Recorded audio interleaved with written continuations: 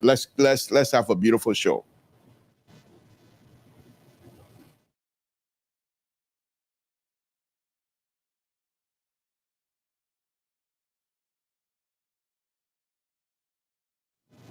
You are still muted.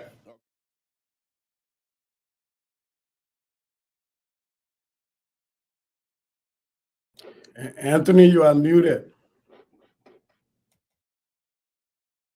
Can you check we don't know where this is coming now from. Now we can hear you, Anthony. Now we can hear you. Can hear me now? Okay. Yeah. So I understand Sisse is there. Did you say Thomas is there also? Yes. Okay. So we start with Thomas. I mean, we've already placed the elephant in the room. Today we're talking the LACC in asset declaration, and so the ball is in your court. Well, I want to thank you guys again for being here tonight. I highly appreciate the opportunity to be here, to be on here. Yeah, regarding the asset declaration, I see it as a good way forward for any government. I was one of those who was charged with that responsibility to make sure that I did declare my asset. All expected to do it, and I definitely did mine. Others did as well. At least for those that I know, they all did. And so it is very good because they ask you almost everything about you, what you have, what you don't have, what you owe, what you have, what you owe, you know, in terms of property, cash, even down to the vehicle that you have. They want to know everything. So it was interesting. You provide all that information. They basically know everything about you. It's almost like when you do some stuff in the US, they dig up everything. Like you are basically you naked yourself. And so it is good because then in the future, if there's any change, be it addition or subtraction, then it can be easy for them to tell. So you gave everything about like how much you have in a bank account, your current account,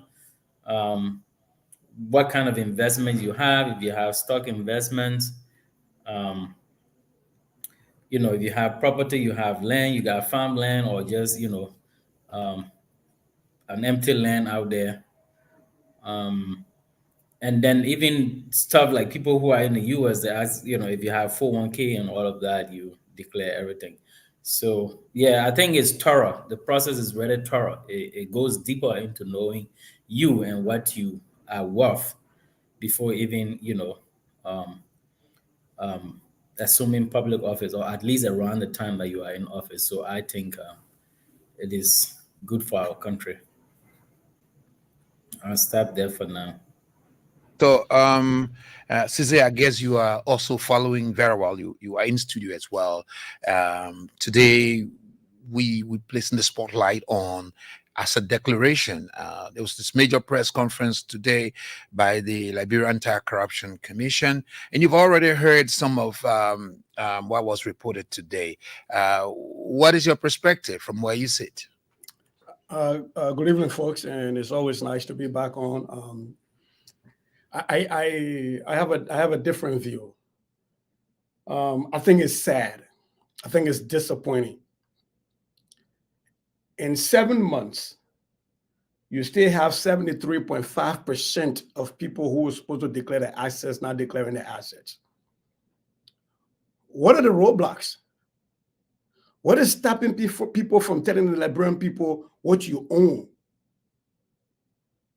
I think if this government is serious about, and I know His Excellency Joseph Boakai has spoken, President Boakai has spoken a lot about transparency and accountability, and we see that in the use of the audit report to go after folks who have wrongfully taken from what belongs to everybody to use for their personal gains.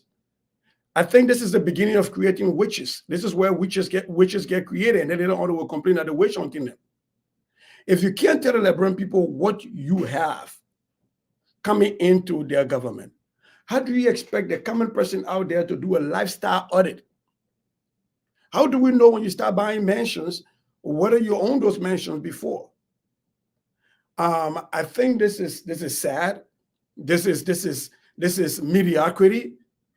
I don't think the forms are that difficult to fill that it would take 7 months, and yet we have about 74% of people not declaring their assets. I don't think this is something we should be celebrating.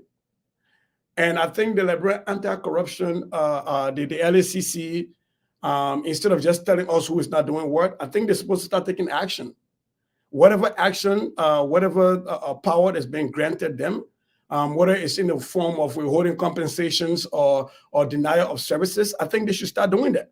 I think 7 months is way too long. I don't think it should take you that long to tell the Liberian people what you own and what your worth is before coming into government. People have already had access to government services, and they've been getting paid. And for 7 months, and we are saying this is impressive. I think this is how we start to create thieves, and this is how we create witches. And later on, when government start to go after them, they will complain that they're witch hunting. I think this is sad, and I think those 73.5% should be ashamed of themselves. We clearly see that one side we're saying is impressive, another side we're saying no, we don't think it's so impressive. So at this point, I want to create a space for propounding on why you think that a lot more should have been done than has been done, or what you think that what has already been done is so impressive. So probably we start with Samson, who will tell us why he thinks that, I mean, after all is said and done, what has been achieved so far is impressive. So you have an opportunity to propound your ideas. Yeah, thank you. It's interesting. This also making a very interesting conversation, of course. While I do agree with Sissy, but as a liberal progressive, we take things very slowly. We will get there. So the issue here for me, I think the fact that Liberians themselves, let's remember, democracy is a bluffing thing. Liberians challenged that bluffing thing, and we went to war. The whole, it's an idea. You can't dress it in clothes and say, you have democracy standing here. It's an idea. But people have to gravitate towards it. People have to accept it. And when you accept it, everything else that comes with it, including the law that govern the democratic process itself, must be accepted. So why I do agree with Sissy that the people who up to this point that are not yet able to declare their assets, yes, but I think for us to say we're going to try to deprive them of setting whatever government stipend and things like that, I think for me as a liberal, I think we'll be pushing it too far. What we can do is to encourage them. For example, yes, we have another young man sitting here, as young as he is. He's declared his assets, and we have some older folks who are also serving in the government and have not done that.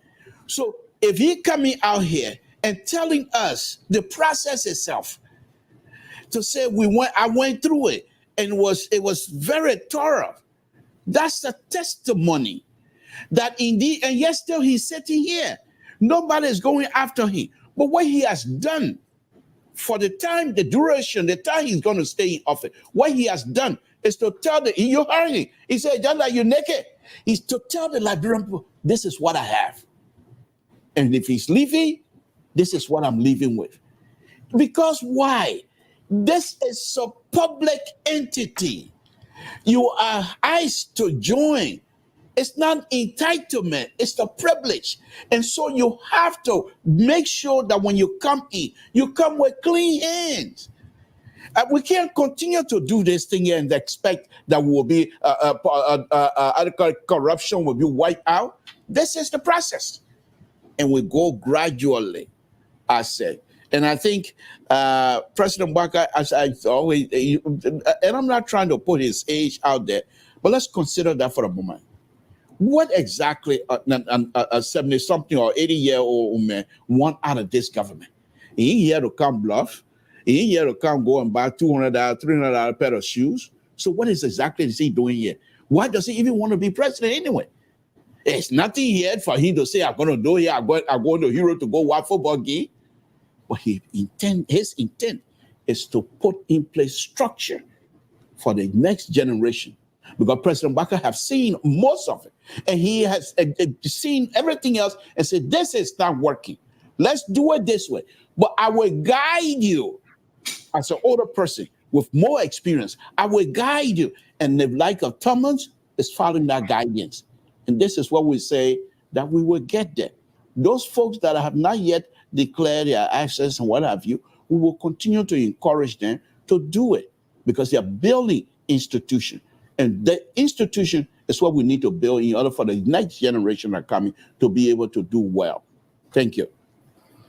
Oh, thank you very much. If you listen to the chairman of the anti-corruption, she sounded like, well, yes, people are trying to comply, but at the same time, when you look at the stats, looks like there's a lot more that needs to be done. Yes, still, I heard Thomas saying, well, it's an encouraging sign, even though Sisi has a contrary view. But let's come back to Thomas. Let him provide some more flesh on what he means when he says, look, we are where we are, but we think it's encouraging. I mean, let him provide more flesh. Other than that, I'm sure Sisi will be saying, no. Actually, I was saying that is encouraging. First of all, it was good that this government encouraged people, asked people to go ahead and declare their assets. That is what I meant when I said this is encouraging. And I'm kind of doing the research right now on the stats compared to previous administration. But one of the largest steps that I think was taken in by one of the most important individual in the government is the president. He himself went and did his. The numbers are not 100% encouraging. Obviously, there are shortcomings from the reports we are seeing, but I will encourage everyone to go ahead and do theirs. But while I was there doing mine, from the conversation I overheard, it appears that the report was going to be sent to the president by today or something, and then the lady I overheard talking about this kind of sounded like it was going to be tough for those who did not, who haven't, complied yet, that it's very likely that the president was going to take some action. It was just a conversation. So I don't know who that person was, but it was in an office area, and I overheard them saying that the president was going to be tough on this thing. And those who haven't done it yet should really see reasons to do it.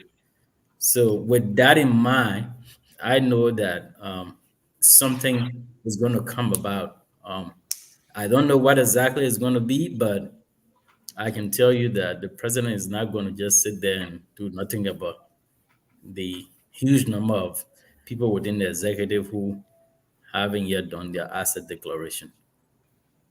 So I'm sure well, you still talking, please. Yeah, go ahead. Okay, so from what I heard Sisi say, for him to hear that there is even a kind of contemplation, even though we don't have the facts, that there may be some action, especially against those who have not complied yet. I'm sure Sisi would be driving that look. People should do what they have to do on time. I mean, yeah, he's right. But it's up to you. Yeah, he's right. Like one thing I feel bad. Like in the US, especially for those of us who live over there, came from there, and some of them are in government. We know what it means when there's a deadline for something. It has to be done. You can't, like, if you don't do it, there are consequences. So we've been seeing the lapses in this whole process from previous governments. But let's wait and see. I don't want us to be hasty. Let's wait and see what this government is going to do. Let's wait and see what this president is going to do. But I think we need to find out why this is happening.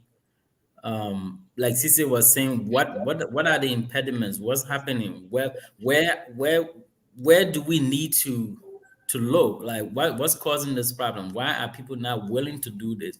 Or is it because of unwillingness or some other bureaucracy? But when I got there, the process is very simple. You get the asset declaration form, you fill it out. It's about 7-8 pages. You go ahead and notarize it, and after you notarize it, you return to LSCC and drop it off. You have an agent there who will go through it with you, ask you a couple of questions, make sure that you properly fill them in, the right information is in the right place, and then after that, they issue you a receipt. So it's roughly around a 5 to 6 minutes process. Yeah, 5 to 10 minutes process, I would say. So I don't know why, a lot of people will not have that time. You can just take your lunch time and quickly rush and get it done. But again, I can speak for others. Everybody has his responsibility, what he's doing, his tax in government. I'm not sure why some people were not able to do it, but again, I think CC is right. People should be able to do this. This is a requirement. The president emphasizes. So why did people overlook it? And that is why I think that there will be actions taken. What exactly is going to be done, I don't know, but I do believe that actions will be taken. So before Fabin coming out, I like to go back to Cesar, because he holds strongly that he feels that, listen, the president did this. There are other officials of government who did this. Non-government people also did this. Why is it so difficult? You describe the process as not a very difficult process, though. A couple of minutes, you are done. You have somebody to guide you and the rest of it. So let me come back to you, Sissy. All of these, nice talk, beautiful expressions, make you happy? Do you feel a little better that, oh yeah, let's give them some more time, they will do it eventually? Absolutely not. And by the way, my brother Thomas, hats off to you. Thank you so much for being an example for young people to follow. That when we say we want change as young people, we have to be the change that we want to see.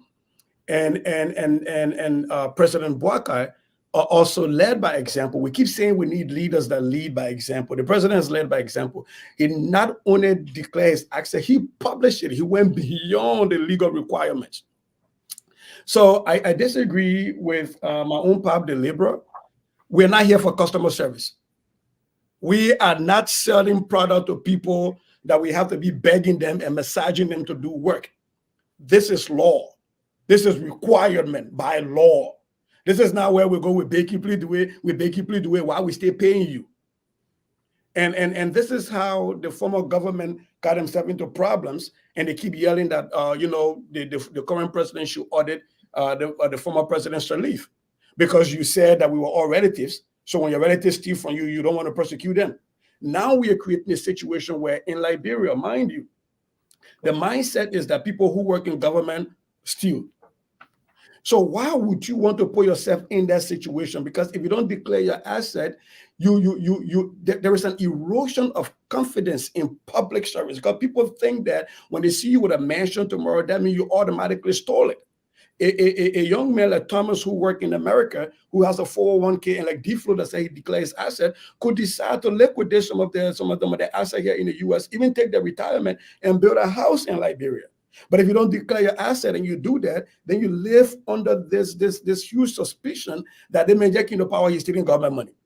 So it is a good thing for our people to declare the asset, because what this does is it ensures that we know about your wealth, that we are looking at undetected wealth, where people just come to power and get $300,000 homes.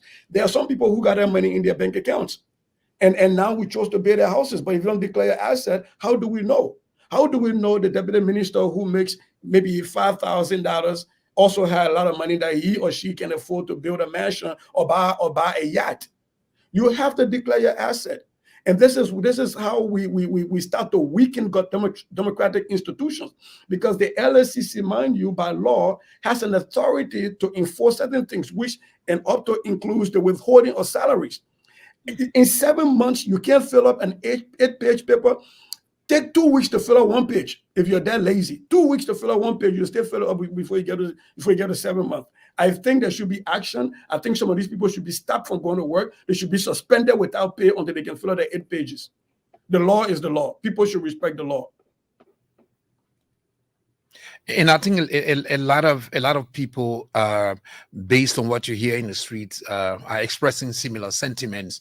That it's like there is really actually no justification for the time these individuals are taking to declare their assets. It could either be that they're not taking it serious, or probably they may have other obstacles that are obstructing them. But unless we all know why they have not been able to be compliant with the regulation, people will begin to speculate. And this may not be too good for the image of the new government of Liberia.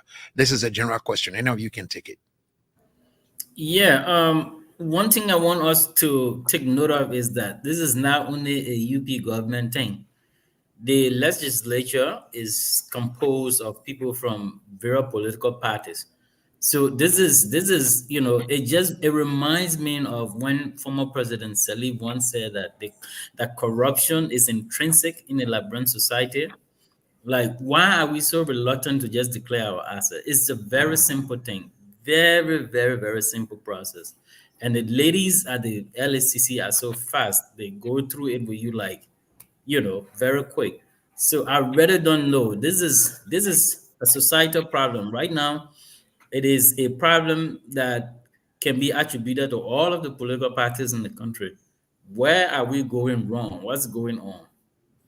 How can the legislature that should be, like example, that should set example, the legislature, the people who are even passing these laws, writing these laws, I mean, how is it that they themselves, have fallen short of this whole process? It's downheartening, but I hope at those levels, the executive, the legislature, and the judiciary, they will take actions. The leaders, the heads of those various, branches should really try to take action to get this thing, to get people in compliance. It's very important. Any other of you in the room? Yeah, I think Thomas brought up a point, especially with the legislature. How do you enact laws that you choose to not respect? That is just my own question for them. Why would you enact laws that you choose to disrespect?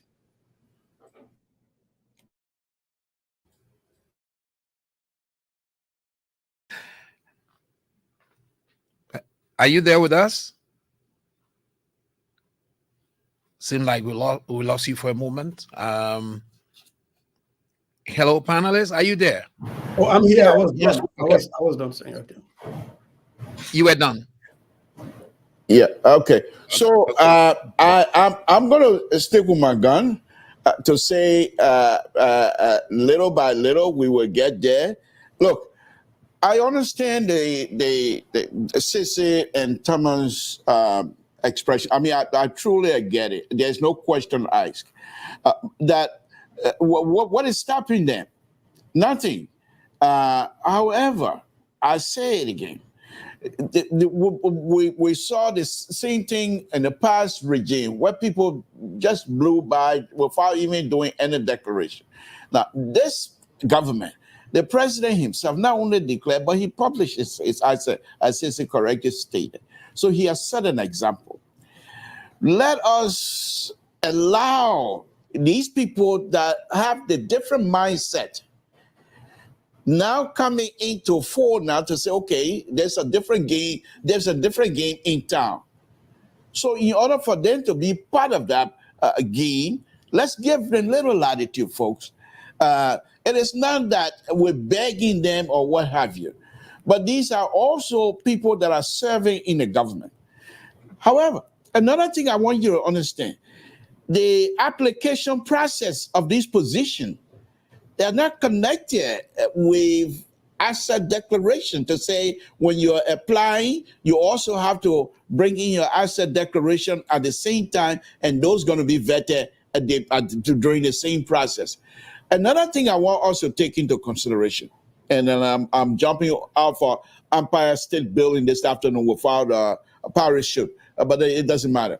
Another thing that I would take into consideration, most of these positions, people fill these positions that are not qualified. They pay for these positions.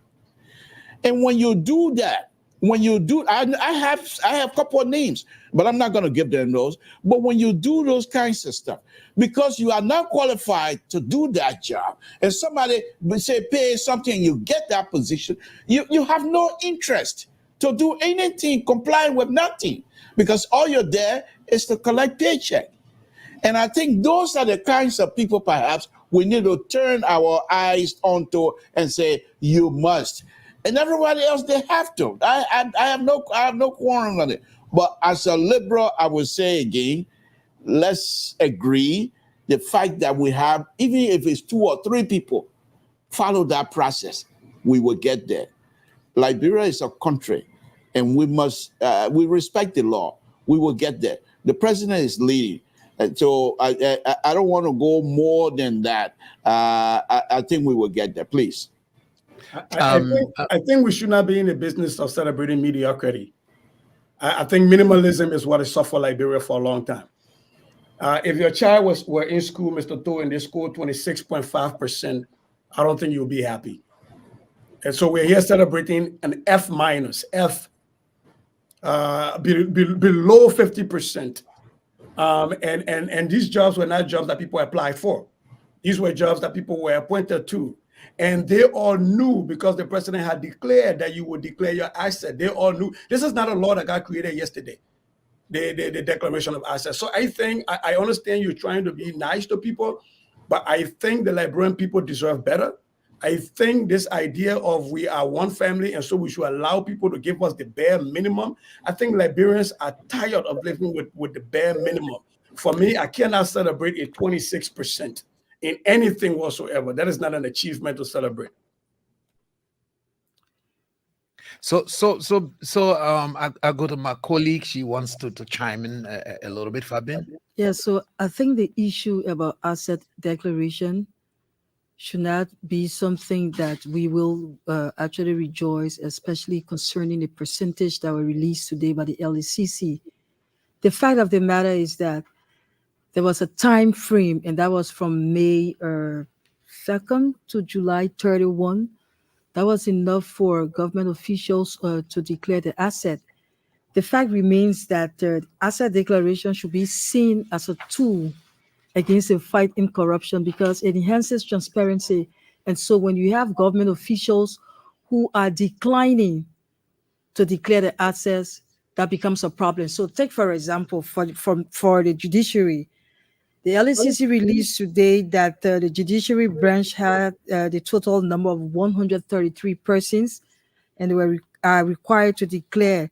Only 28 officials were compliant, including 7 judges, and 306 administrative staffs were non-compliant. They had months to do that. They had days to do that. They had weeks to do that. Like Thomas said earlier, there were like probably 6 to 8 pages. And so probably you could take your time within a day's time, maybe during your leisure hour at work, to actually fill in the form.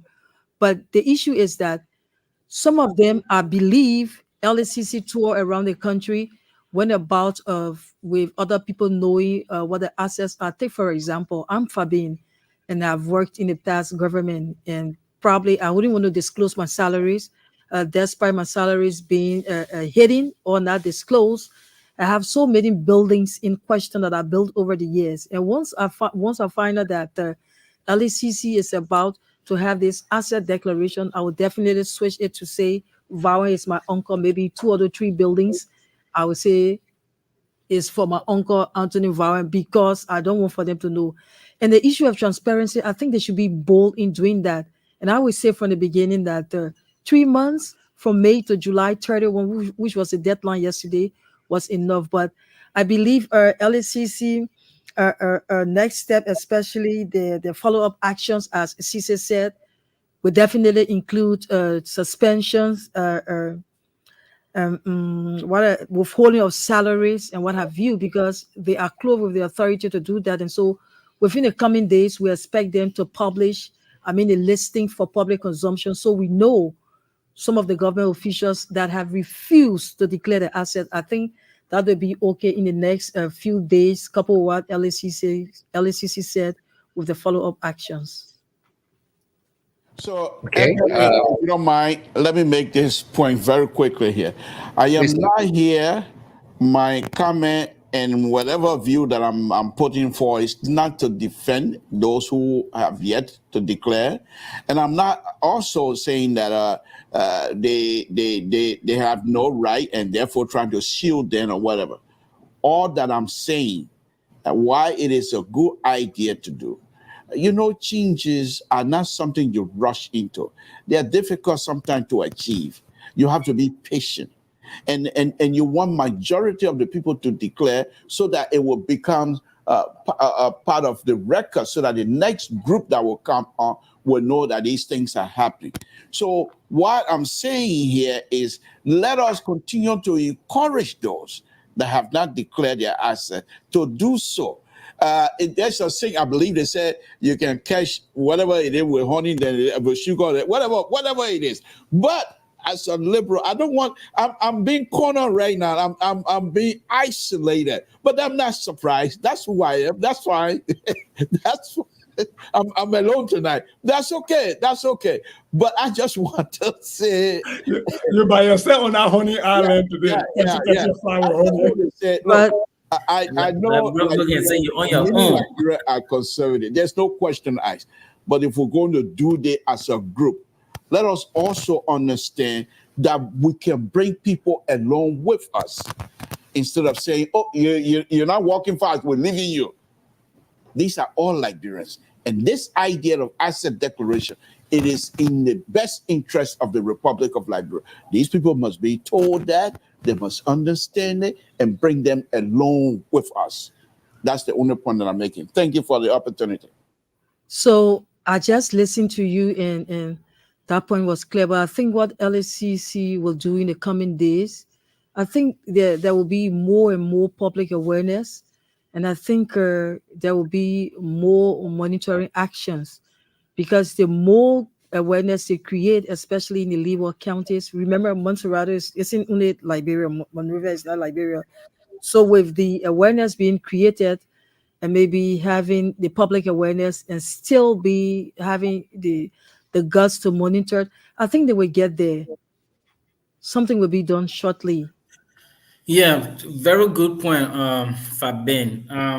I think the publicity on this issue too needs to be looked at carefully, because I rarely heard anything on radio about this whole asset declaration stuff. And I think if the LACC wants to be effective, they need to make sure that this thing is preached like every day in the ears of people, the importance, and, that it is required by law, and the urgency. They need to make sure the publicity is loud, like really loud. And then if it is possible for them to move the process online, or at least make it both available online and in person, that will also help. Because if I can stay in my office and just fill the forms in online and sign digitally, that will also help. So those might be some of the reasons that I think people would give about, the process. They might complain about, you know, the physical, the fact that it's been done physically. But again, that is not an excuse. But I think moving the process online would be good as well, because it will help to make it more effective and efficient. But so thinking about internet connectivity in Liberia, I like the fact that you gave multiple options like the online piece, but I'm just thinking, you said you can stop by, pick up the form like during your lunch break. You pick up the form. You don't have to sit there to fill it up. You can take it to your house and fill it up and bring it back the next day. So this is a matter of will. I don't think it's a matter of the roadblocks. It's just, do I want to do it? And what is really bothering me is that we always say where the fish get rotten from the head, but the head is not rotten. The head has declared, and the head did not hide behind legal wrangling. The head published. He went above and beyond the requirements of the law. He published his assets. So if you are, like we always say in leadership, the people you lead are like liquids. They are liquid. They take the form of the container you create. The leadership container. If the leadership container is transparency that Joseph Boakai has created, what is really giving these people this bravery? I'm beginning to say brave man. The brave man would decide that the president would declare, but you can't declare. The president get a time to go pick up form, but you don't have the time to go pick up form. And I know Mr. To's talking here about, we got to bring people along. I keep telling you, this is not customer service. This is the people's job you're doing. We are not begging people to work for the Republic of Liberia. There are so many other people that can do the job. This is not like, I'm a UBF. I mean, what's that bank? UB on Broad Street, and you're my customer, and I want to keep you, so you can't say, hey, baby, I'm begging you, just sit down, smoke, we smoke. We're not begging people to do the Liberian people job, especially when you're getting paid.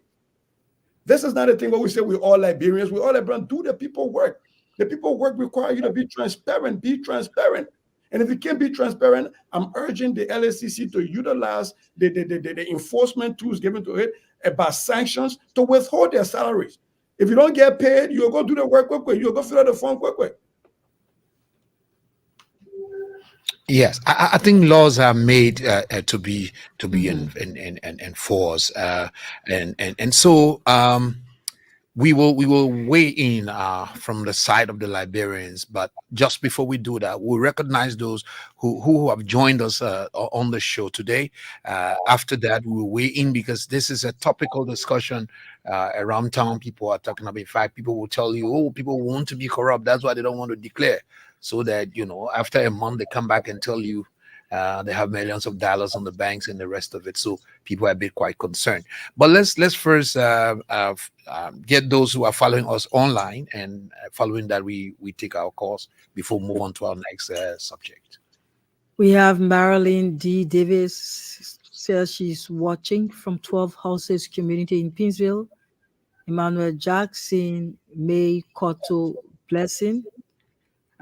Patrick Tier, following from Maryland County. Emmanuel Jackson again, and Martin Tigui Meno. I see one May Cotto Blessing trying to ask Cisse some questions here underneath his post.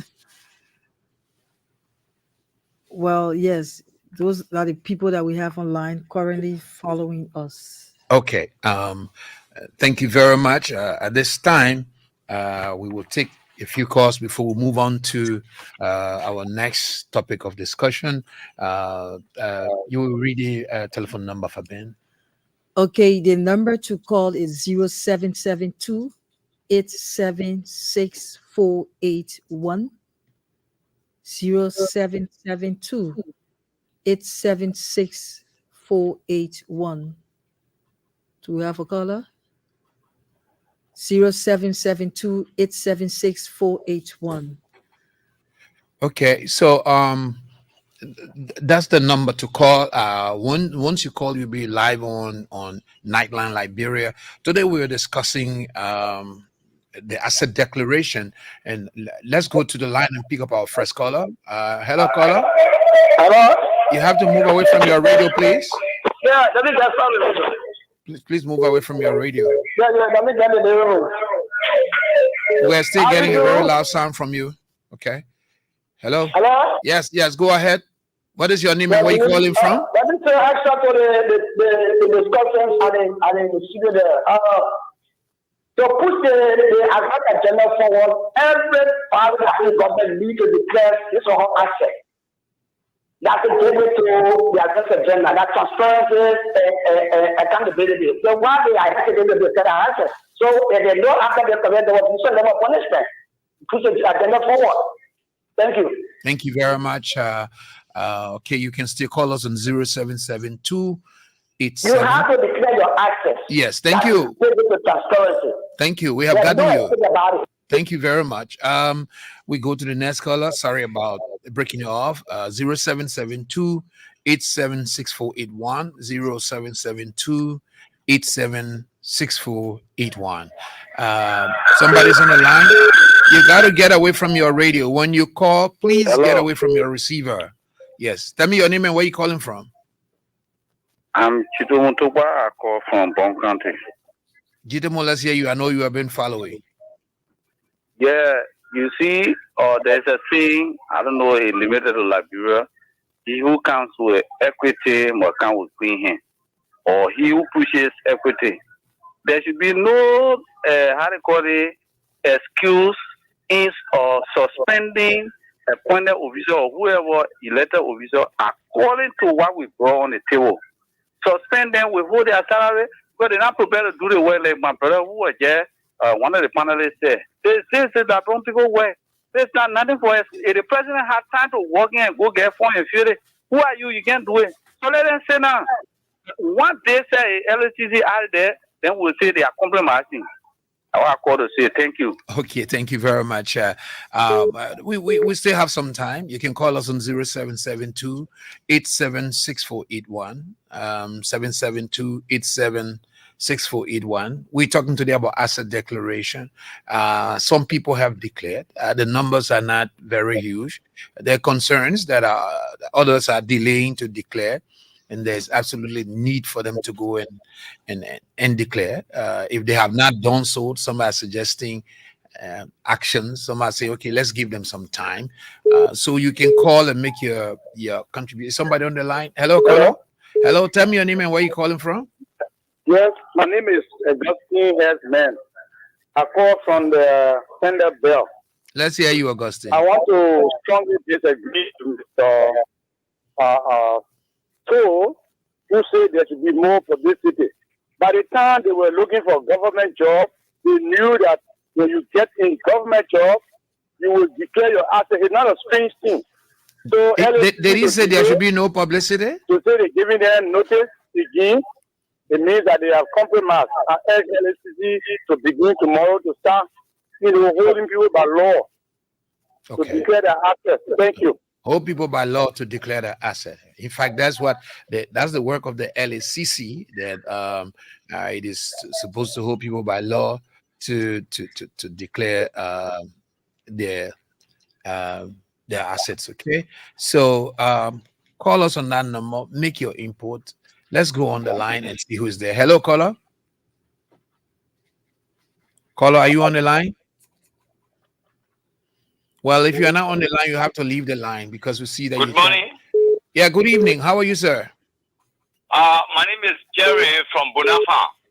Please go ahead, sir. I want to tell you how the government official then will declare their assets. When they are hand in other behaviors that Liberian people not really like it.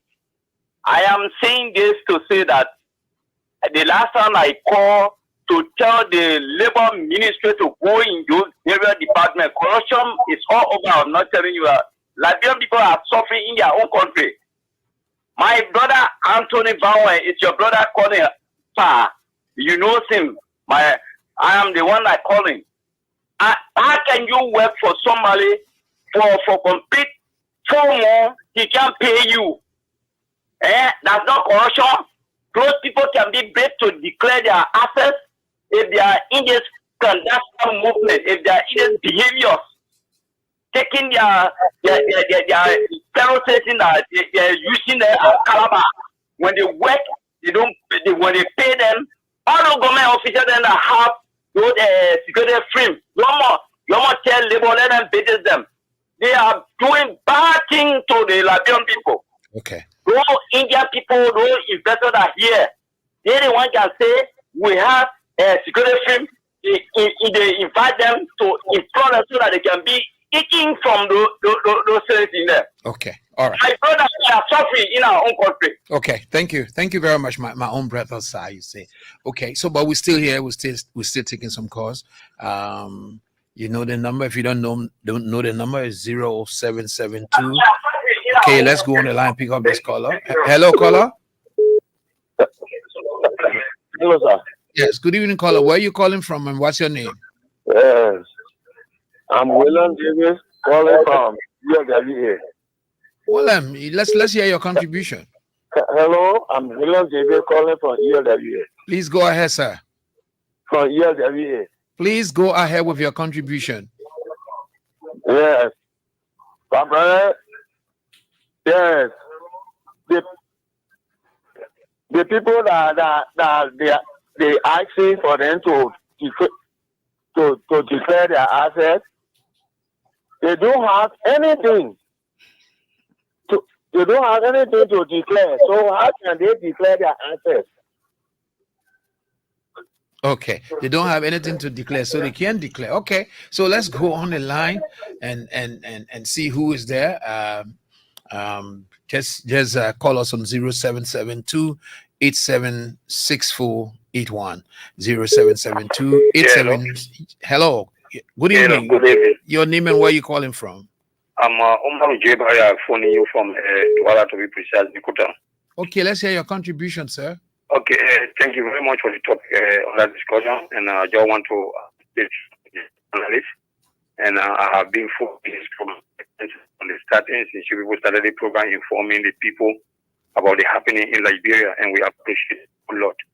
So the issue about the declaration of the asset, I think the people are not doing well for the president, especially for the executive branch of government. I think they need to declare their asset, and it's necessary. The president needs to do everything possible for the people to declare their asset. I want to agree with one of the panelists. If the people don't declare their assets, then they deny them from taking salary. Maybe because of that, they will declare their assets. Thank you very much. Thank you very much. We're still here. We'll take a few more calls, and then we move on to discussing with the panelists the reaction to your contribution, and then subsequently we'll move on to our next topic for the night. So let's go back to the telephone line. Hello, caller. Yes. Hello, my brother. Please tell me your name and where you're calling from. Hello. Good evening. Please tell me your name and where you're calling from. This is Rabbi HK that is doing, and I call you from Fishtown City, River G County. Reverend, we are happy to have you. Thank you very much for having me, my brother. I want to bless God for President Boakai. We have long been told that Boakai was a sleeper. I'm sure everybody is convinced that Boakai is not sleeping any longer if he was sleeping. And he had not been sleeping, so he's not sleeping. Let me just tell you, the government have rules and regulations governing asset declaration. It's not only President Boakai regime. From time to time, that have been set, and they should be done by officials of government that are taking public position. It's a matter of must. Any failure, those measures that have been designed for anyone who does not regard the rules and regulations on asset declaration, those measures should be taken against them. It's not something to be discussed too long on radio, discussing it with public for what? Those things are dead set. If you refuse to take the rules of that asset declaration, definitely what it says should go against you. And that suggestion, one of my friends just gave that they should not be paid. Definitely those guys should not be paid. You don't hold our job and feel that it's your pocket thing. So you got to do any way you want to do. No. So I hope that President Boakai is listening. Whoever is in that position, they are working hard, and they should work hard that those guys declare, or else outside the position. Thank you. Thank you very much, Reverend. So yes, let's take the next caller. Is there a caller on the line? Okay, you can call us on 0772 876481, 0772 876481, and let's see who's on the line. Hello, caller. Yeah, really. Good evening. Please tell me your name and where you are calling from. Charles Nambu, I call from Nikutan. Charles, we are happy to have you on. Yeah. You see, the thing that bringing the noise today is what our men are putting on. Somebody justifying on the radio there were COVID-19, there were broken economy, so we could not only. You came up at the time to say, oh, I grade the student 85%. Then the student go to the class, to the next class. After some time, then he come out to say, oh, I grade the student 85% because I just wanted to say so. That student not really work for it. Because I have problem that I did it for. That was coming on. They will justify tomorrow that, oh, indeed, there was no measure, so we didn't declare, so it's not a problem. When problem comes tomorrow, when they start stealing our money. So, for the government to set the stage, the measure that was laid down, in fact, we will blame the LACC if they get even 1 inch to say, oh, go and adjust yourself, so that we are extending time. If that measure not taken, the LACC will blame.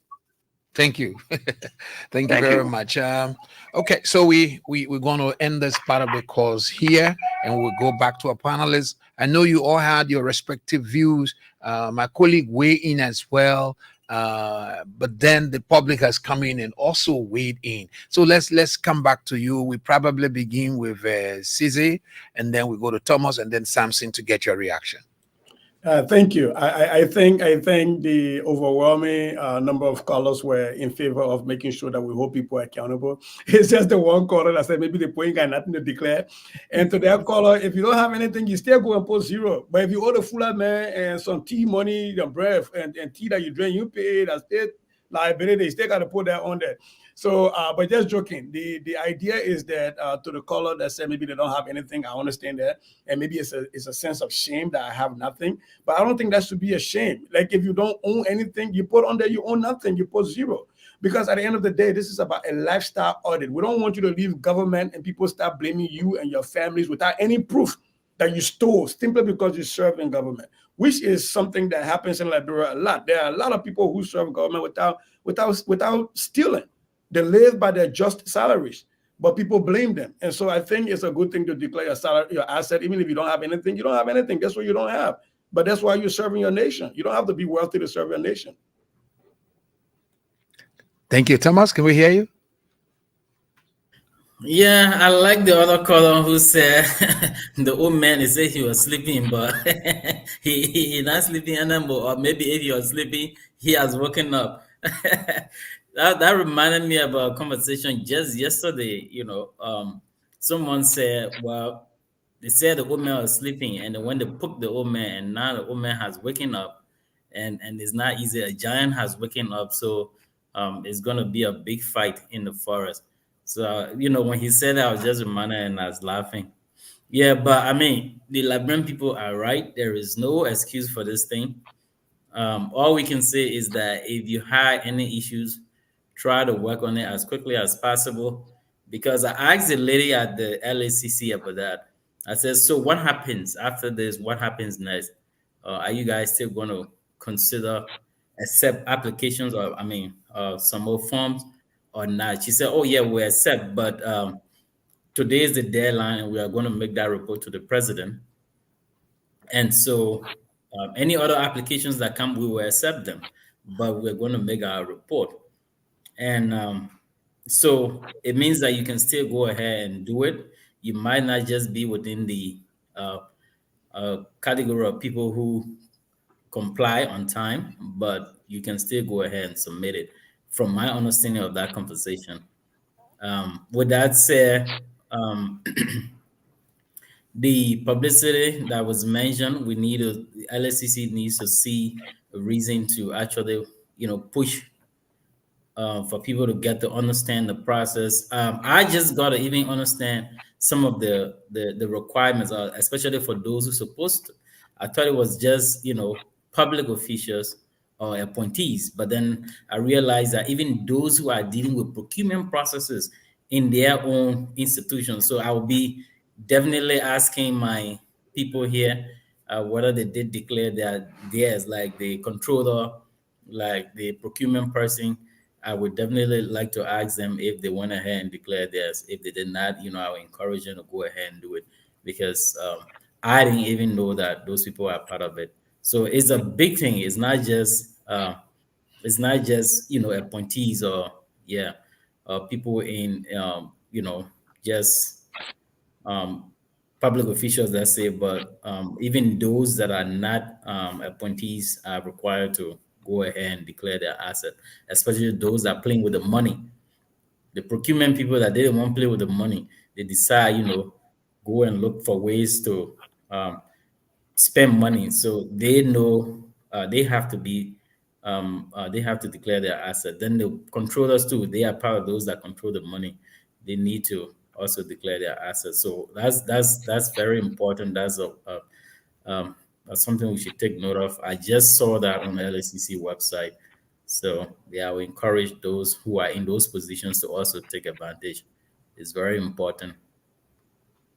Okay, Thomas. So I don't know, Samson, whether you still stand your ground, but the people have spoken, and you've listened to them and your colleagues. So now it's your Yeah, turn. that's what making me. Thank you very much. You got me equal. No, that's what make me a liberal. But those of us that consider ourselves a different, Liberia, as far as I'm concerned, it's a conservative country anyhow. So if you consider yourself liberal in Liberia, you got to be ready to stand alone from time to time. Look, it's a very serious. The majority of the callers, they're on that side. They must do it. I understand that.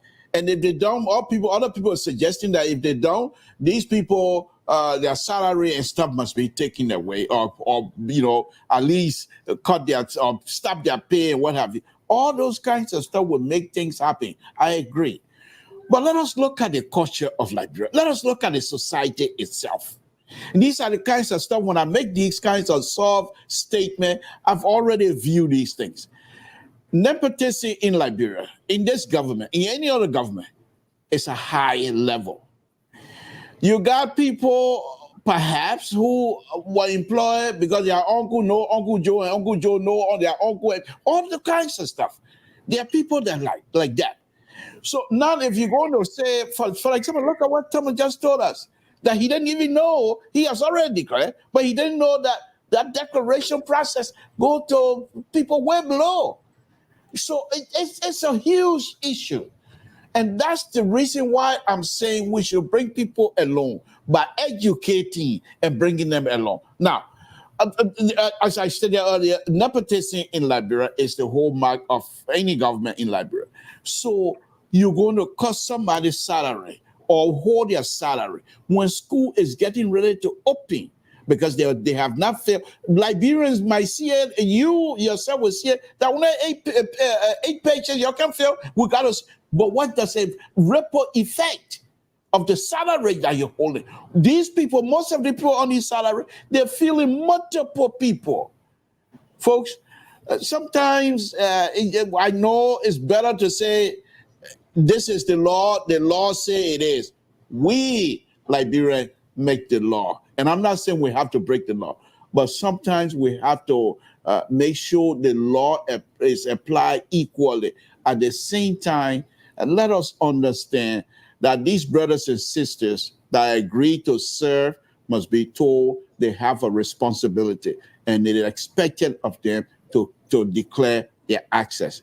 Let's continue to talk to them. That's what I'm going to say on this. But I'm standing alone here tonight, but I'm not. It's nothing strange to me. So go ahead. Thank you. Okay.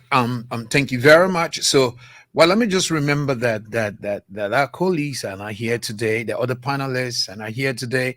I'm sure they are listening somewhere. But if they can call. Otherwise, yeah, you still will ask whether you're in studio or not.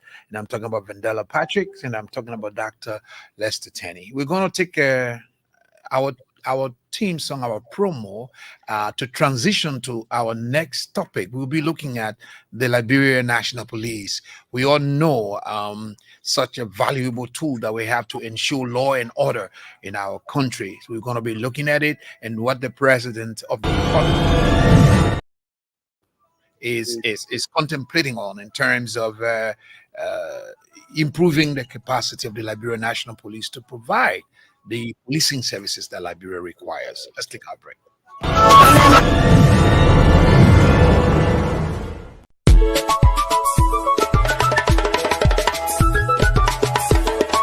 The Department of New Media and Rebranding of the Liberia Broadcasting System presents Nightline Liberia.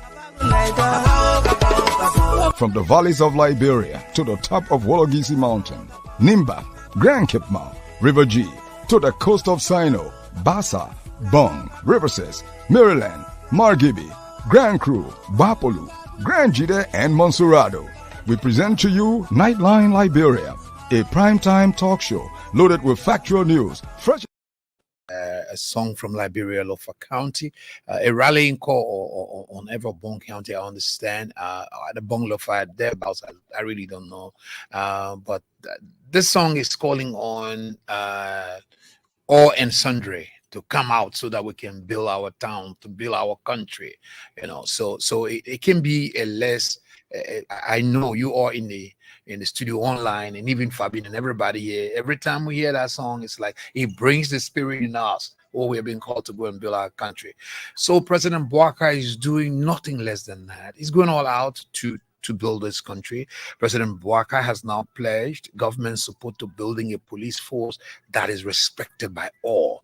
President Bouaka said government will endeavor to restore the dignity of the Liberia National Police by providing the necessary logistical and financial support to enhance their operations. The Liberian leader made a commitment on Wednesday when he attended a program that was organized by the Liberia National Police, building resilience in the law enforcement and enhancing local policing in Monrovia. So it's a big drive to ensure that the police is strong, the police is sophisticated enough to provide Liberia policing services that you can find anywhere globally in terms of high quality policing services. So let me just drop this in the room. I don't know who wants to go first, but yes, this is what the president is thinking about.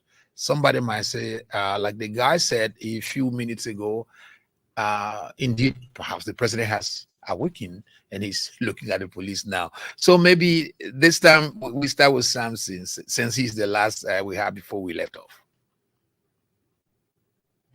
Thank you, Anthony. I really like to see what that song that just played. What the meaning of that? Before we leave the show, can you? I'd like for you to tell me the meaning again, because it sounds very interesting. I've been listening to that song very long time, but I just don't know the meaning of it. But let's get. Let me say this in terms of the police of the Republic of Liberia. They are the law enforcement arm of the government. We understand that, and I believe Honorable Koma is doing his best, along with his lieutenants, are doing their best to make sure that these people are trained and well equipped, if at all they can get it. But what I really don't appreciate, not just this government, but many other folks in previous government, about their the relationship within the executive and the police. I really don't appreciate the way the police, my term, not any government official, the way the police is being used. You would think that folks who want to utilize the police, their services and things like that, they don't just wake up and start calling the police. We need police to enforce certain rule or certain law in this community. I think when the IG was here the last time, I did make that comment.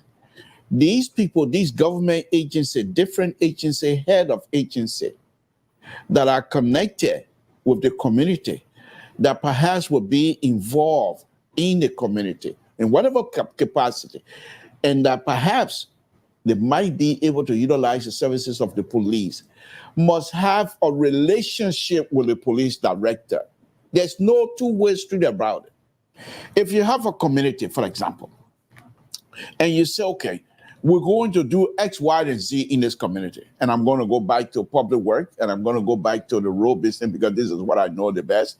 So if you're building a road or a community road in a specific area, okay, what are some of the criteria involved in building this road?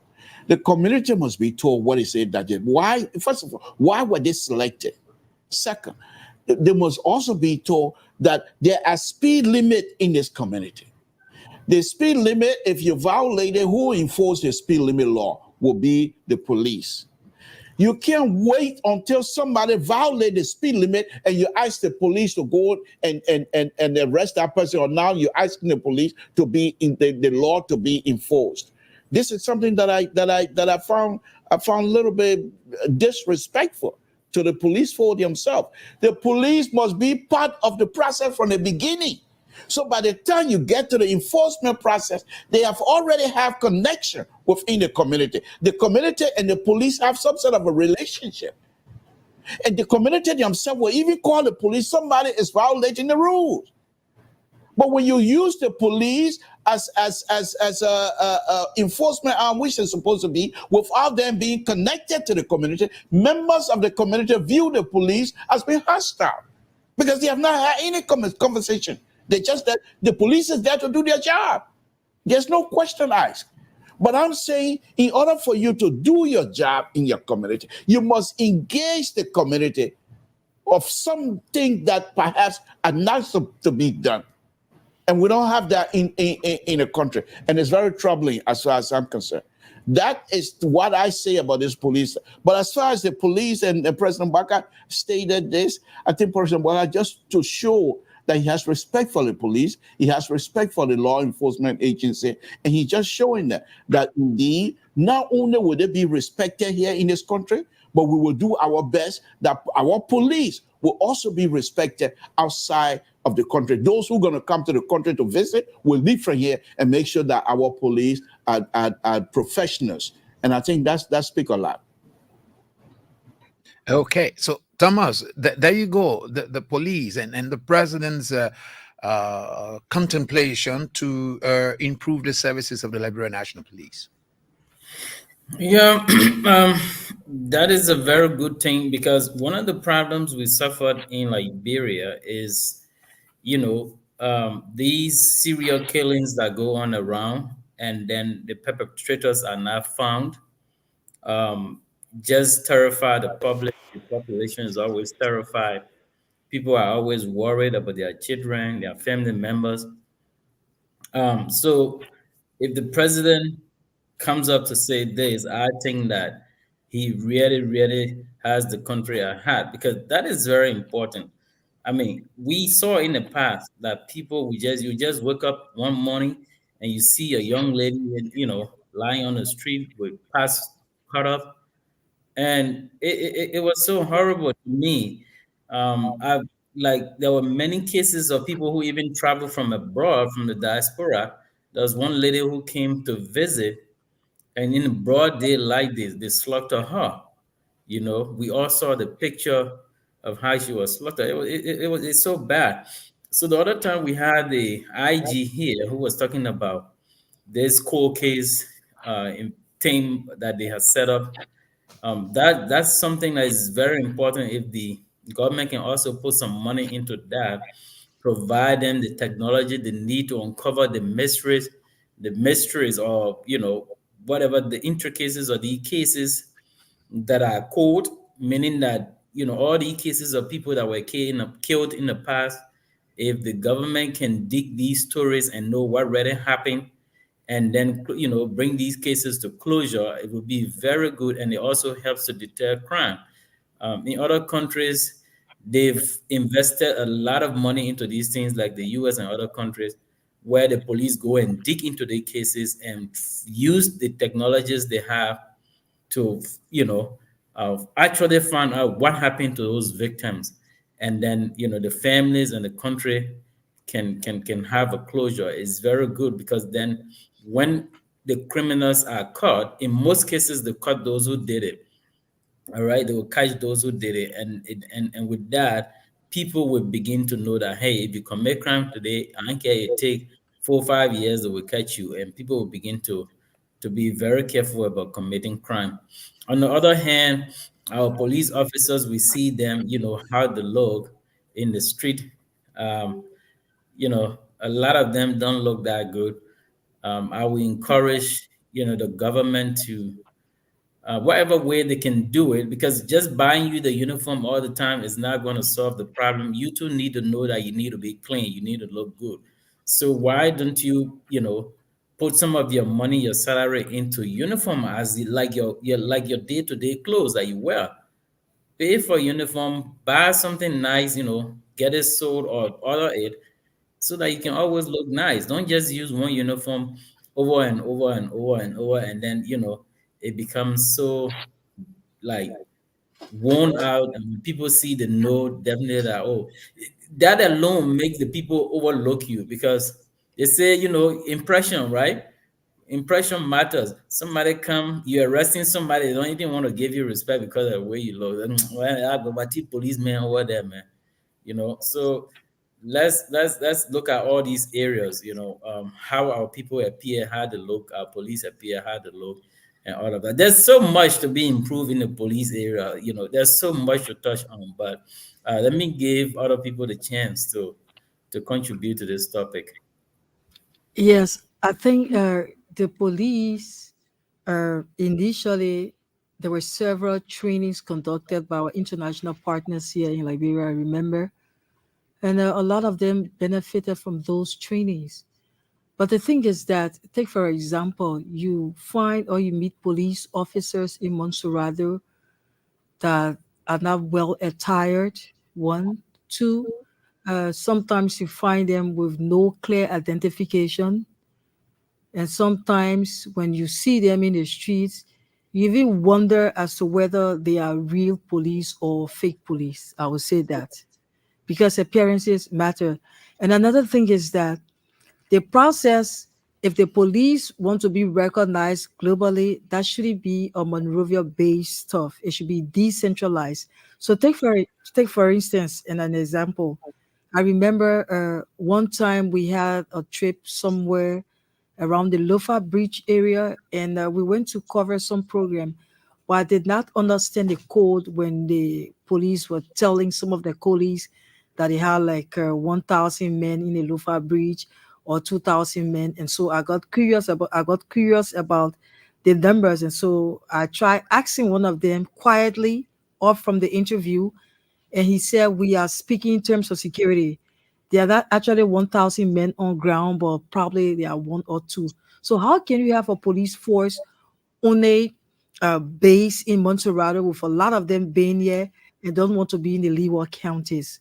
So anything they want to do instead of in terms of them being globally accepted, I think the issue of decentralization should be prioritized, and then more trainings, though some of them had trainings, but more trainings and more awareness. Because at a point in time when Ome was here and when they were recruiting, in fact, it wasn't about education status. They had like for high school graduates and maybe sixth graders being in the police, also I would say elementary students or maybe high school students. And in my mind, I think that wasn't enough, not because they wanted to beef up the police force. So if we want to be on top of our gains with our international partners, I believe every process or every aspect should be a decentralized program that every Liberian that intends going to the police force will feel the symptom or the weight of being a real recognized police. And so, with what the president said, for me personally, I'll back that, and I think I will give him a pat on the back. I'm sure with our international partners, we can do more by bringing our police up to tax. Remember, we had the police director here on the program, and there were a lot of good things he said, a lot of good plans for the police. Initially, he was police director before, and I think there's the inner workings of the police. He's okram with that, and so he decided, or maybe there are plans to upgrade the police. So, with the help of the president's recent statement, that can be done with our international partners and with the help of all Liberians, so that we have a real good police force. Sound really good. But Sissy, you were next in line. Can we hear you as well? Sure. And I think all of the panelists have spoken well. I want to piggyback off of where Fabian almost ended with the decentralization piece. And I want to ask a question to all us all Liberians, right? Let's just think critically about this. If a police officer decides that they're going to take an assignment in, oh, well, I'm from Lofa, so I know Lofa very well, in Lofa County, somewhere in Salaye, where the nearest high school, public high school, is in Zozo. And if that police officer has a family, he or she has to move their family with them, with their children. Educational opportunities is not as available as it is in Monrovia. So that person is taking a risk and saying, I'm moving my family out there knowing that I won't have access to educational opportunities. Mind you, if this person has children that are of college-going age, the community college or the college in Lofa County offers a very limited amount of courses that you can major in. So who really wants to take that much sacrifice of their families? It happens also with education. When people assign teachers, if you look at the qualification of teachers as you move further away from the center of Monrovia, you start to see the qualification of those teachers drop. There are very few teachers that are really qualified that will take jobs in the rural area. And so it is a thing that we as a nation need to grapple with, that if we truly want to decentralize our police force and have really qualified, competent, rapid responding police forces all over the Republic of Liberia, we either A, have to incentivize those people that are going into those leeward counties, or we provide the services and the resources so that they're not having to choose between the future of their families and their service to nation. But overall, I think the last time when the IG was here, he spoke highly, and I'm really impressed about what his mindset is, especially when he talks about the people first mentality, this community policing, and having a youth advisory board, because Liberia has a lot of young people, a lot of unemployed young people. So having those people to advise the police director on how the police can positively interact with young people, I think is a good thing. I think the police should be mindful on the issue of trust, transparency, and accountability, because in Liberia, perception is sometimes reality. And so there has to be a way where the police can rise above the perception of being corrupt and unprofessional. But one recommendation I want to make here is, I know we all spoke about the police appearance, is that these people a lot of the time aren't making a lot of money. And I understand we all have to sacrifice for the love of nation. But is there a way that there can be uniform stores that government can be able to give, even if the uniform is $30 and you can give a $10 discount, so that it's affordable, so that in order for me to look professional, it's not cost prohibitive. I don't have to think about, do I go buy a new uniform or do I pay my children's tuition? I don't think we should be putting people in their position. So I think I'm just thinking from the police officer's lens, right? I'm not saying it's a good thing that they look the way they look, but I'm thinking sometimes that some of these things, people have to make a decision between, do I put bread on the table? Do I pay my children's tuition? Do I pay rent versus do I buy a good uniform to really look professional so people can respect me?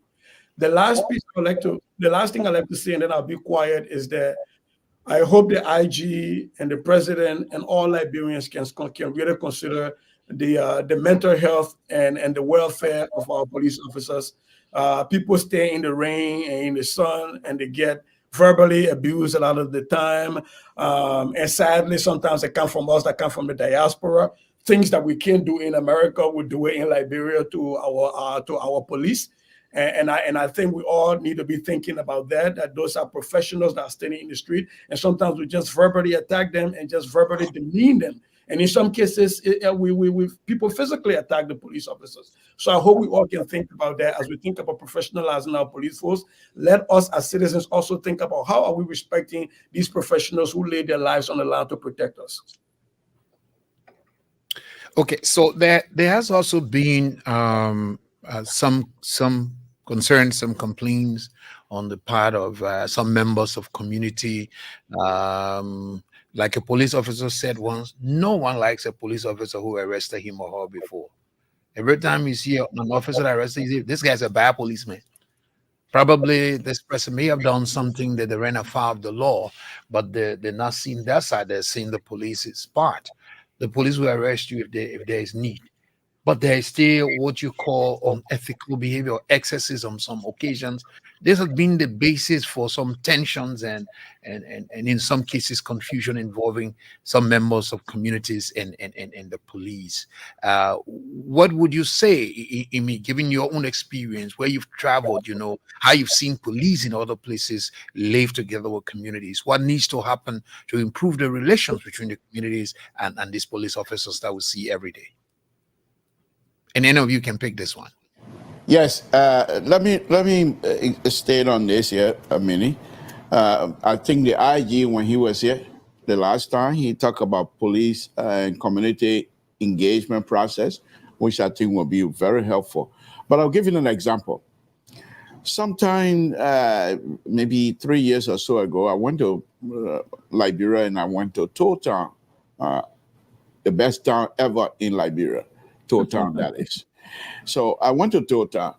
The police director in Town, a young man, when I was growing up, coming of age, he was just a young, almost baby. But when I got there, he's from Nima County, by the way. But when I got there, he was a grown man and the, police director. So there was another young man who had, I believe, attacked his wife. And so he was sent to the police station. And the issue was the community said they don't want him to go to Zwadru because they know that if he goes to Zwadru, he's going to go to jail. So the police said, okay, somebody have to stand for him until we're ready for the case. So the father stood for him. The guy left and went to Africa. Said, y'all want me, y'all going to come and get me to Africa. So when the time came, the police called the father. The father went there. So I decided to go and just stay on the wall and listen to them. And this young man started behaving, this police director started telling the people. First, he told them, man, he said, now we have the right to keep you here. But I know you didn't tell your son to run away. If I were to say, okay, we're going to keep you here, you know what I'm going to do to the family? So these are the kinds of stuff we keep saying in this community. We have to work together. So he pointed out to the flag in front of the building. He said that anybody that travel here, they will see it out there. They say the police station right there. But if the community that we're serving, if they think we are the bad people, we will not get help.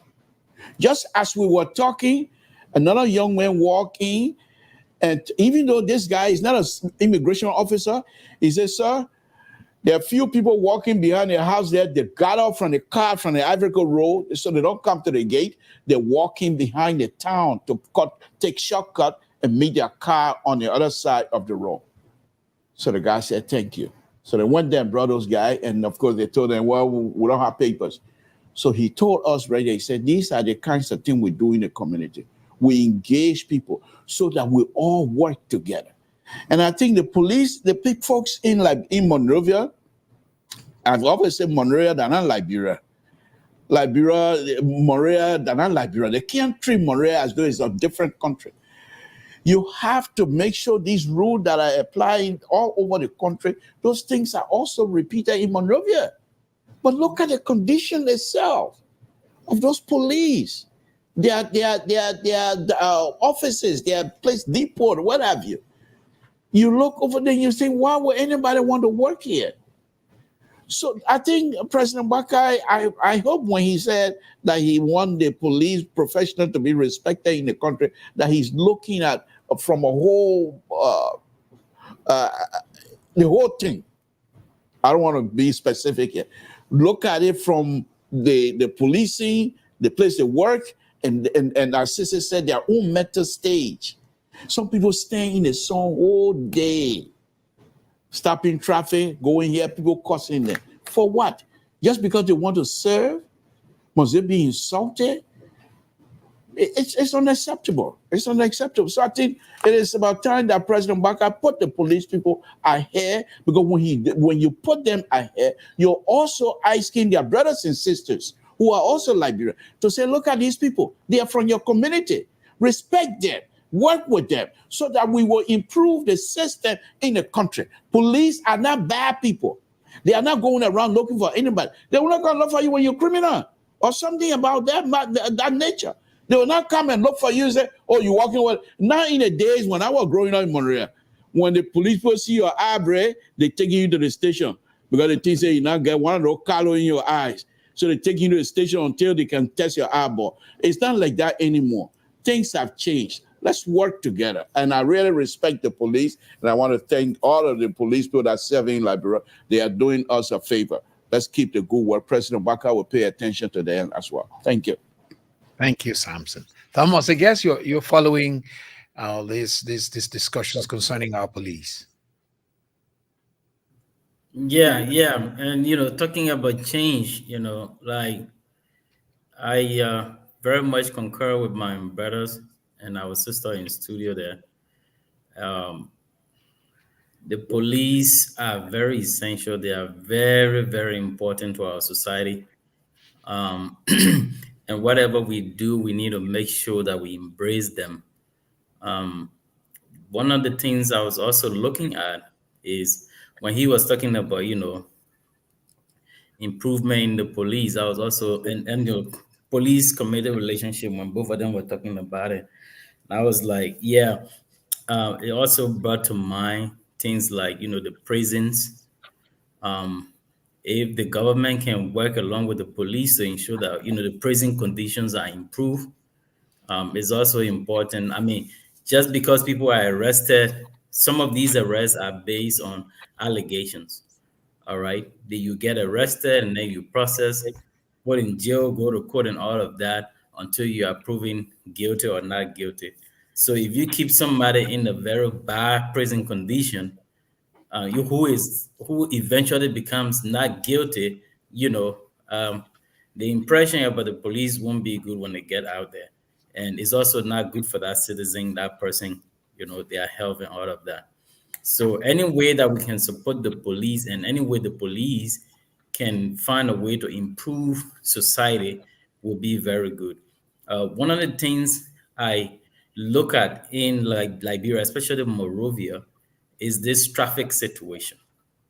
I don't know when the police will ever be able to solve this problem of traffic in Monrovia, because people like violate, like my brother said. I don't know whether they are the ones from the diaspora or whatever, but even the guys on the ground will see the traffic instead of just staying in the line so we all can get to where we want to get to.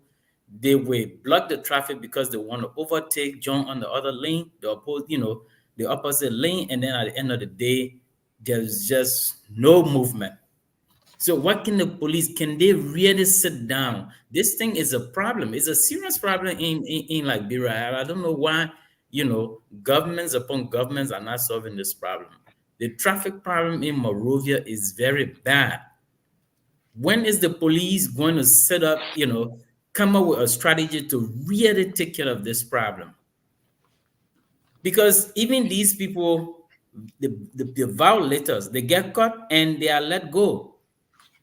You see, and it keeps happening and happening and happening. There is no reason why you should be in traffic for 2-3 hours in Monrovia. There's no reason, as long as we all, follow the rules, as long as we all just drive behind one another. And I noticed that, I'm not trying to accuse people, but it's obvious, the taxi drivers, it appears that these guys want to make their money, or they have to meet their quota, their requirement for the day. So they are the ones that really, really, really, really screw the traffic up, right? And then our brothers, the motorcyclists and all of that, you name it. But the traffic situation, we need to find a solution. Like, can the police please put some resources in our area and see how you can resolve the issue of traffic in this city, please? Thank you. So let's hear also from you, Cisse Goya. Let's see your own icing you want to put on this concerning what the president intends to do for the police and the rest of the things that we've all been discussing on this platform.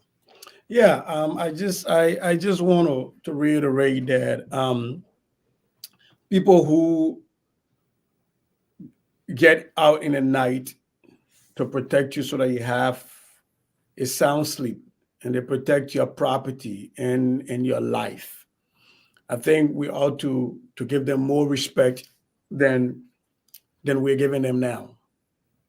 I remember I was in Liberia many years ago during the alien administration, and we were attacked by armed robbers at my house in Painesville. And you know, when you're used to something, I had my phone in my hand. I was there calling 911 on the phone, and I thought I was back in America. But my first go-to was to the police. Imagine this: there are armed people in my house. I'm calling other people's children to put their lives on the line to come to protect me. I hope my fellow Liberians can understand what that means. You're calling somebody to come and go in harm's way for you, and they do it without hesitation. I think what we can do is, just like we've been asking for folks to give a lot more respect to teachers, I think we need to do that for people who, in the middle of the night while we're sleeping, they're leaving their families and their loved ones and they're in the streets. And it's not guaranteed that it will go back home, because who is to say that they won't get into an armed confrontation with armed robbers and get shot? God forbid. Right? So I think we need to reflect a little bit more, and we need to empower our police, and we need to respect them. And where they falter and where they fall short, we'll hold them accountable and provide the training. But I've seen many a times in Liberia where we just flat out disrespect our police. I've seen it with colleagues of mine when we leave the U.S. and we talk to the police, we talk down on them, and I don't think that's appropriate. So, to the men and women out there in the Liberia National Police, I want to say thank you for all you do, and for those few that are the rotten apples, we'll find a way on how we pick them from amongst you. But I think you deserve a lot more respect than you get right now. Yes, that lifts my head high. Anthony, let me say something to my brother Thomas' statement about the traffic in Liberia. Again, when I was growing up, I'm going to call some name. Perhaps I hope that does not place my age. When I was growing up during Tommy Bonan days, okay, many of you probably don't even know who Tommy Bonan is anyway. When I was growing up, on a very serious note, they see ELBC here. We used to, at that time, I grew up in the barracks. So in the barracks, they have what they call Marek Kotwa.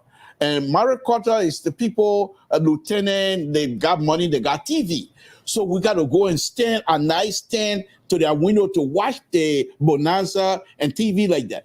But before 8 o'clock, before Bonanza and other thing comes up, they will have a show that show how you're supposed to yield when you're driving. When do you get into the lane? How you take yourself out the lane. They show it on TV, and they had a stick with the car as a car, and they roll it on the board like this. Said another car coming here, you give the person time before you get behind it. Or when you're going to get off, you put your signal on, and then every night.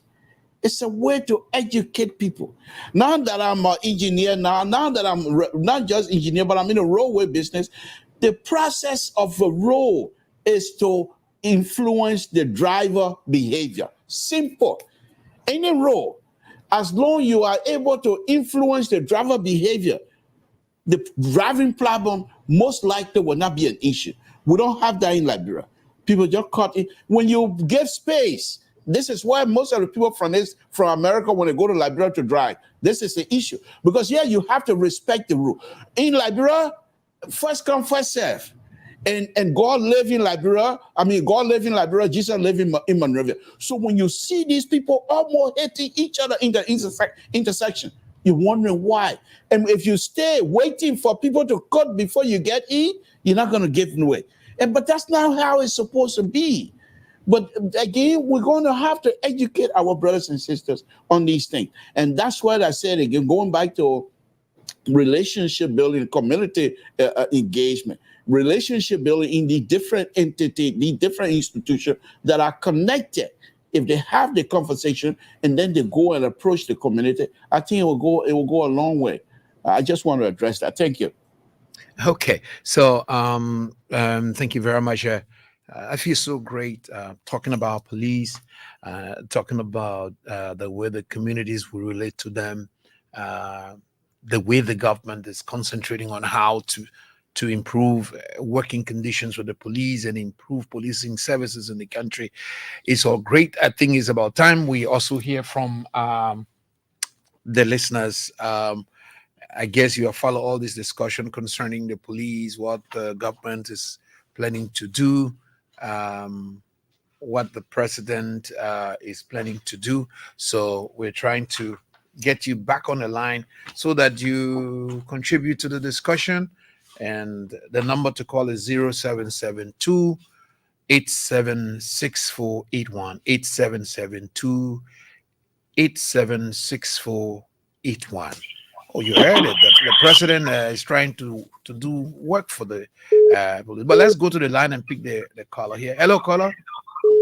Hello. Please tell me your name and where you're calling from. My name is Harrison Sosa. I'm calling from Pinsay Red Light. Harrison Sosa, my own friend and brother. I'm happy to hear you. Please go ahead. Okay. The government has a lot to do. And now the police too has a lot to do when it comes to security, traffic control, and you name it. The government will have to equip the police to the best of their ability. You know, it is very sad. Okay. And now in the police, there are people, there are individuals with complete unethical behavior. It's very sad. Sometimes I practically, burst into tears when I see police holding money from people. How will you gain public trust? How are you going to gain the trust from the public when you are holding money? That is corruption to the highest degree. It is very sad. So, in as much as the president wants to equip, capacitate the police force in every way and form so they can be respected, they too must respect themselves. Okay. I can give you pictures and analysis. You see traffic. Even look at the traffic. How will you raise a life of a 4-year-old child sitting to the front of the motorcycle with 3 other adults?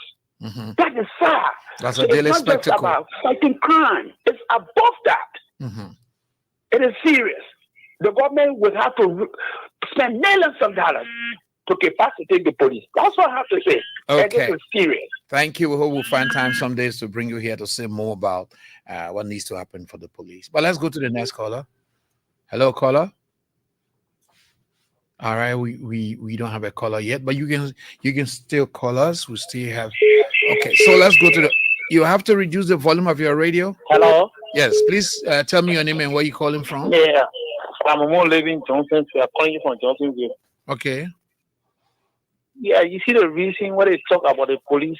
It is true, but even we are Liberians. Sometimes we try to go to the African coast.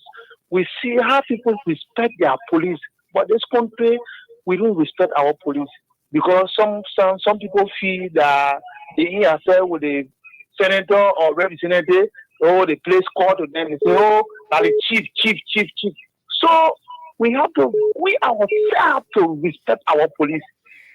We try to go some places and you see, if you and policemen having conversation, even if your brother behind you, you say, "Oh, the policemen holding, they're discussing something," you have to wait. Whatsoever they're supposed to do, they do it, if there's something to go appeal, you go appeal. But you don't have to plug inside. Oh, I'm a brother, I'm a brother. Why is that for?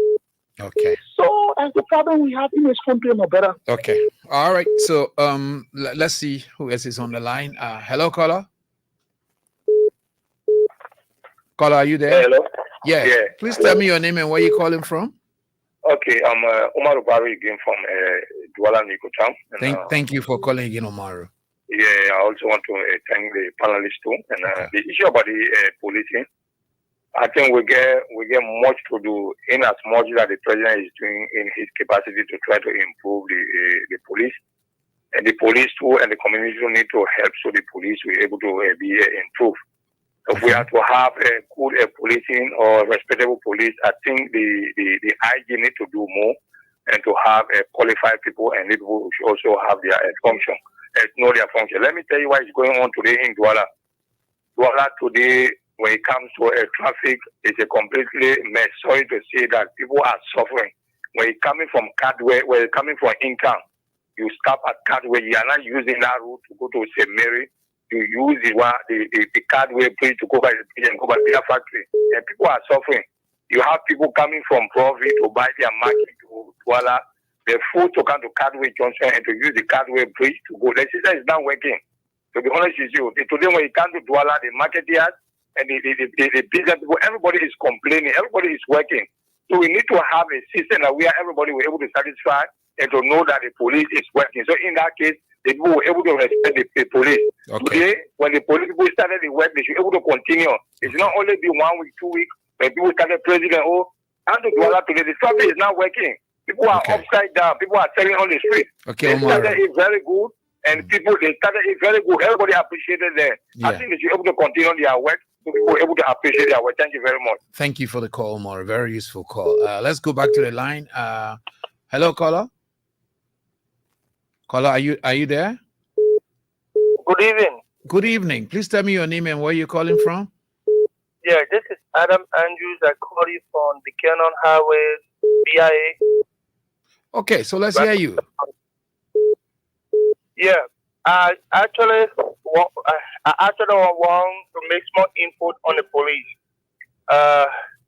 We have some professional officers, but other than 100%, 70% of those officers only join the police because of no job. Okay. 70% of them don't have passion to becoming a police officer, because anything you do under the sun, you must have passion for it.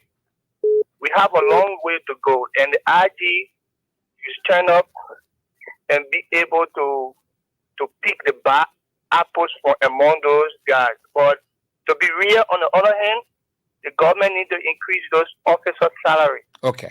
Police officer, if you want the man to not receive bribe, increase his salary from $120 at least to $250. Okay. That's because remember that the officer had to feed himself, shelter his children, school his children.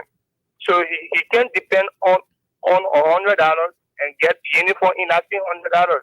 So if we need a professional and a good officer or good police in the Republic of Liberia, the first thing we must tackle is salary. Okay.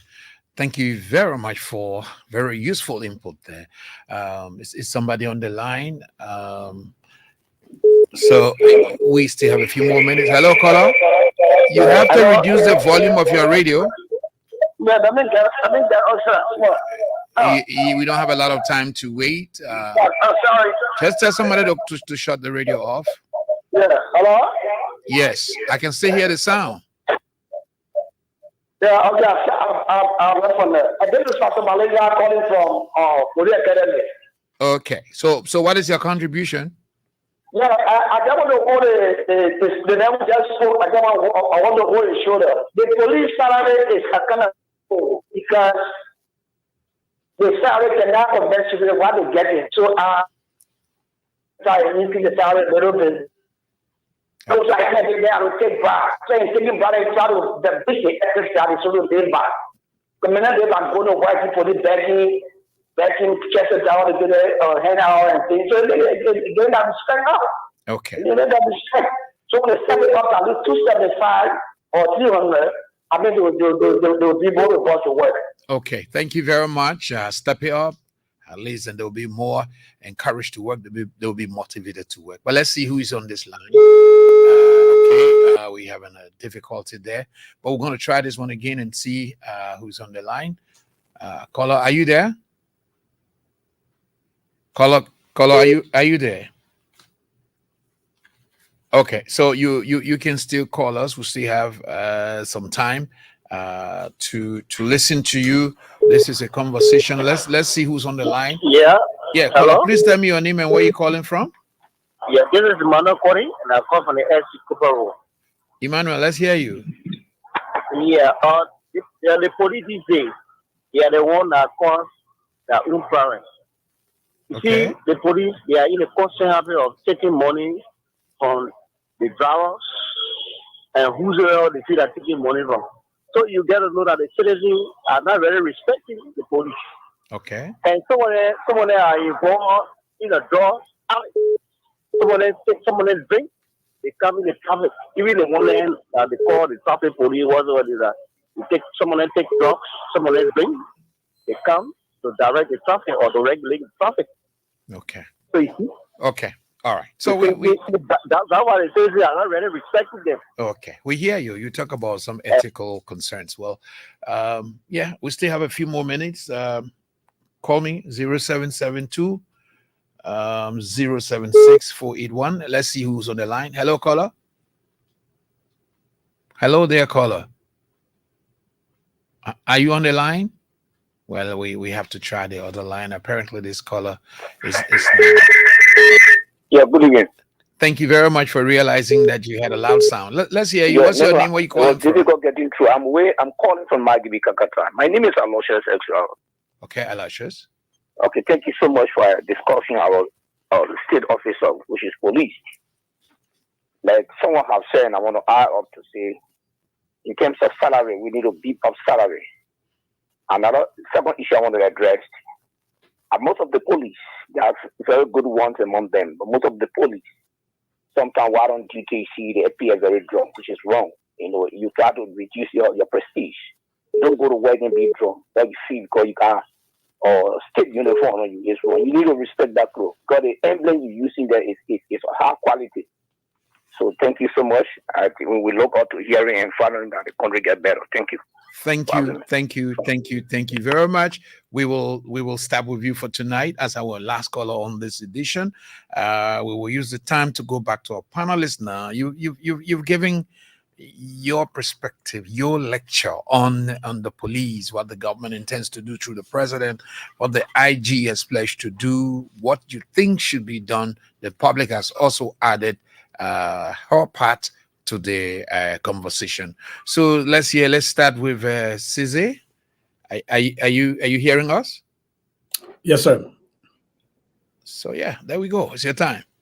Yeah, I think everything folks have said as they call in is based on their experiences and their understanding, and this is legitimate. I think we can look at this thing from both sides of the coin. We can look at the police own responsibility to the citizenry, and we can look at the nation's or the citizens' responsibility to the police. And I think we can tackle both of those. Yes, there are some bad apples amongst the police, just like in almost every professional setting, even my own one that I hold dear and dear in teaching. There are some bad apples that are in the classrooms. So we all have to work and find a way on how you weed out the bad apples. But I want to believe that there are a lot of Liberians who are serving the Liberian National Police who are really good people, who are true patriots, who will lay their lives down without thinking about it and will run into harm's way to protect life and property and liberty. I imagine sometimes I've seen some protests in Liberia where people are throwing rocks, and you see the riot police in the middle of that with their shield. You wouldn't have got shield to go one side, and the rocks will come from anywhere. And these are people that will run without hesitation in those places. So I think we owe them a depth of gratitude, but the way to show that is through the way we show financial support. It's okay to say thank you, But to say thank you to somebody who can't even afford to pay their rent, and you expect that person to be in the street still protecting other people who own homes, is really difficult. So I think it is a good thing that the president is highlighting the plight of the Liberian National Police. And I want to end by saying, yes, we do understand that there are times where some members of the Liberian National Police have acted in ways that leaves a bad taste in people's mouth. But on the overall, as an average, I think the Liberian National Police deserves our commendation, our thank you, and we have to go a long way in making sure that we reflect our thank you through the budgetary allocation and providing the resources for them. Thank you to all of the men and women that serve the Liberian National Police, whether you're in Monrovia or you're in Zozo or you're in Kawiakan or you're in River G. Thank you for what you do to protect the life, liberty, and property of Liberians. Were you the one talking about Toll Town? No, Mr. Okay. Toll from Toll Town. Me, Because I just wanted to inform him that on this side we're being informed that that place has been changed to Toll City instead of Toll Town. but maybe Ceci, you can just say your parting comment so we continue with the rest of the guys like that. Yeah, I think he already did. Yeah, that was my parting comment, and thank you, everybody. So, I appreciate the show. This has been great. Fabian, thank you so much. You always manage to find a way to stabilize stuff, so you are a really good pilot on this show. I just want to shout you out on that. Right, thank you. So, Thomas, let's hear you, please. Yeah, our brother, hit the hammer on the head, and all of the callers, like he said, express their own point of view when it comes to how they see the police in this country. Last time the IG was in the studio, or let's say he was on the show with us, he seemed to have pointed to all of these issues and seemed to have plans for all of them. But one of the things he mentioned was that they didn't have money. He complained about their budget. All right. And I'm very sure that this must have drawn the attention of the president. And that is how he has come in to say that, okay, he's going to provide support. And that is very good.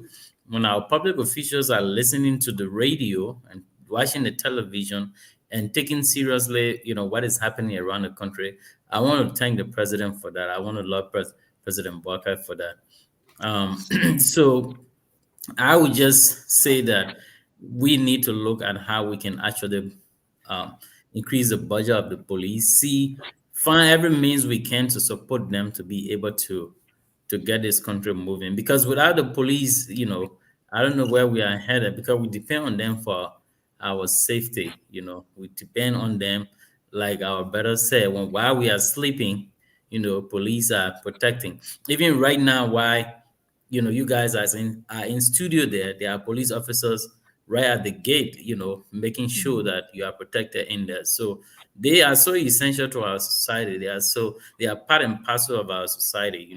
Without them, I don't see the society. So let us do everything we can to support them as citizens, private citizens on our own. This is good when people come out to say, oh, this is happening and that is happening. And sometimes I see people throwing it in the face of the police as well, making the country, showing that the country is democratic. But do not get involved in violence with the police. I wouldn't advise that, because it's not good for you. It's not good for the police officers. It could lead to anything, good or bad. But I would say that overall, the police in Liberia actually needs help. They need a lot of help, be it from the government, be it from citizens. We all need to find ways that we can be able to help. What about if you're a farmer, you leaving from your farm in Lofa and coming to Monrovia, you put 1 or 2 plastic of corn, and when you get to the checkpoint and give it to the police officers and tell them, look, I harvested this, and why don't you guys have this and enjoy, like whatever you can do to help the police. Let's help our police. As the government is coming in, we as citizens, let's do what we can do. Whatever you can do, I'm sure they will appreciate it. Thank you. Well, thank you very much. It's been a very, very wonderful selling. Someone said to me last night, your show is becoming more stable. And I was saying, yeah, Fabian is there, and I have very wonderful organizers in the studio, and even my online panelists. So Samson, you gonna take us home.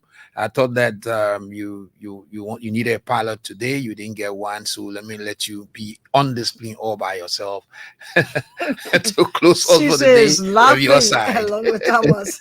Thank you. Thank you. Liberia. He knows. It says, no, I'm always on the other side anyway. So I'm always that. But look, every one of you have stated everything else. I don't want to bore you with anything else. All I can say is that the fact that President Baka have decided to highlight and showcase the Liberian police, most likely President Baka will make sure that these people get the help and whatever assistance they're going to have. Notwithstanding the challenges that all of us Liberians face, but the fact if you're going to ask someone, as I said, to protect you, to walk in the fire for you, on your behalf, you must do everything possible that these people are also, their family are also protected. Because what happens if these police people that have kids and stuff, God forbid, something happened to them in the line of duty? Do we have any policy in place to make sure that their relatives are taken care of? Those are the kinds of things that we need to take into consideration. So, yeah, they are bad apples and everything else, but let's consider these people as our backbone. If there is any trouble, they call the police. They are our backbone. Let's respect them. Whether they're dirty and uniform or not, they are there for us. Let's respect them. The dirty uniform and what have you, the police, the commanders, and they will straighten those things up. But let's respect them. Let's give them the due, any kind of respect that is due them. I want to thank you very much. It's a beautiful, beautiful show again tonight. Thanks to the panelists. Thanks to all of you. And I'll say good night to you as well. Thank you very much.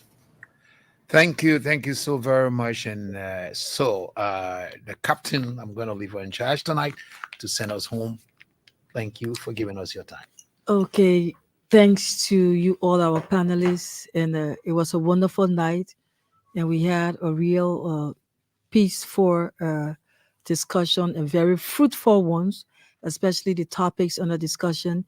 And tomorrow is the weekend, and we hope to come up with other topics that we will discuss on the program. And so, from my end, I'm bidding you all good night from Liberia, and hopefully tomorrow we'll reconnect. Magadu